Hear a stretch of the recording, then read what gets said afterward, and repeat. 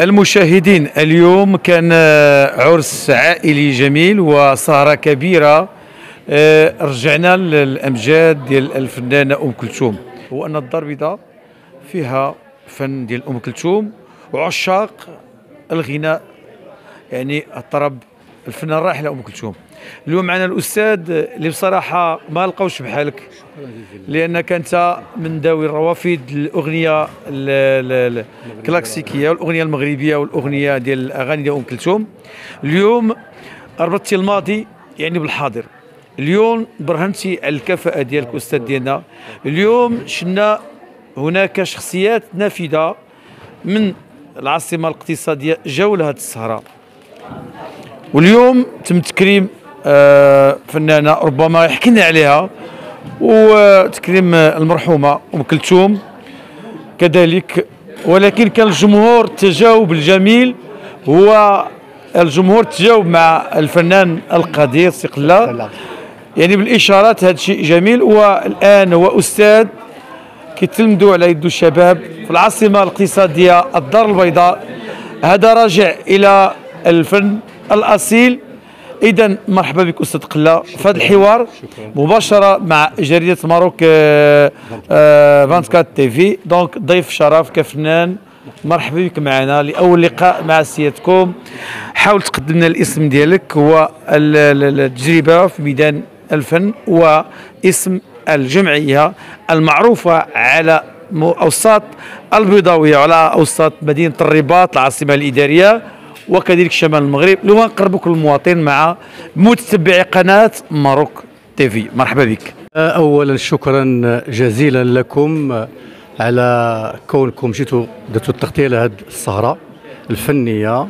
شكرا مره اخرى لقناه ام 24 اللي دائما عادتها في كل المناسبات لا تبخلوا علينا بهذه الاطلاله الباهيه. شكرا لكم مره اخرى، ومن خلالكم لكل المتتبعين ديال قناه ام 24.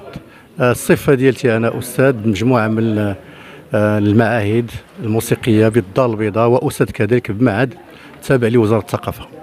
كذلك أنا رئيس جمعية القمر الأحمر المغربي الموسيقى العربية ومؤسسها. والتاريخ ديالي الفني لا أدعيه، يعني كنت كعازف قانون مع مجموعة من الفرق الموسيقية على الصعيد الوطني. تجربتنا دابا الحمد لله الغاية منها هو أن نعيد الاعتبار لكل ما له علاقة بالموروث الثقافي الفني المغربي ديالنا والعربي.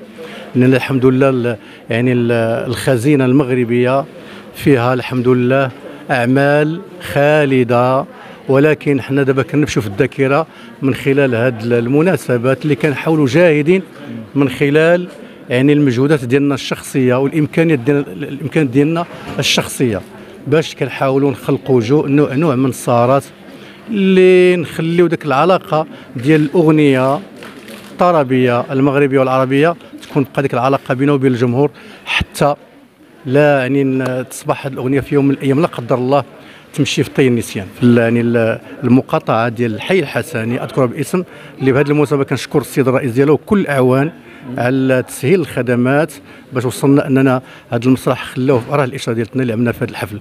هذه هي الغايه اللي عندنا من تاسيس هذه الجمعيه، وحتى القانون الاساسي ديال هذه الجمعيه انا تطرقت فيه لكل التفاصيل، لان الجمعيه الغايه ديالتها ماشي غايه ربحيه، بل هي غايه اننا من خلال كنحاولوا من خلال كل الفعاليات الجمعيه اننا كنستقطبوا الشباب والشابات وكل من له يعني الميول لهذا الفن الراقي هذا، سواء من شباب او حتى من غير الشباب. فالجمعيه كتحتوي جميع اصناف واطياف المجتمع كبارا وصغارا. الغايه واحده، شنو هو اننا نشتغلوا من اجل الحفاظ على كل ما ورثنا عن اسلافنا. الحفل ديال اليوم كما كتشوفوا انا كنت على يعني بكل صراحه كما تنقولوا في واحد الحاله كما تيقولوا بالفرنسيه لو ستريس.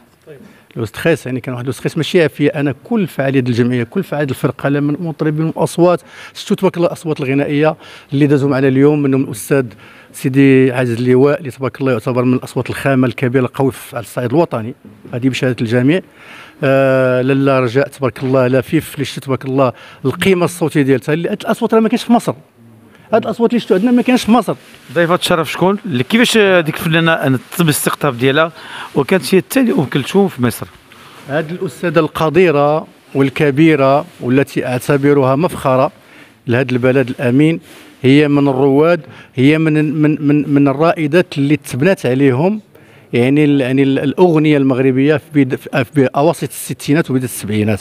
أستاذ سعاد محمد، وسعاد محمد كانت تربطني بها علاقة كوني في الأيام القليلة الماضية انني كنت يعني كعازف قانون مع مجموعه من الفرق الموسيقيه، وكنا دائما كان نتلاقى انا وياه في مجموعه من السهرات سواء كانت تلفزيه او سهرات عموميه هكذا، وبقات ديك العلاقه ترسخت وتوطدت فيما بيننا، واصبحت يعني كما تنقولوا يعني عنصر من افراد العائله ديالها.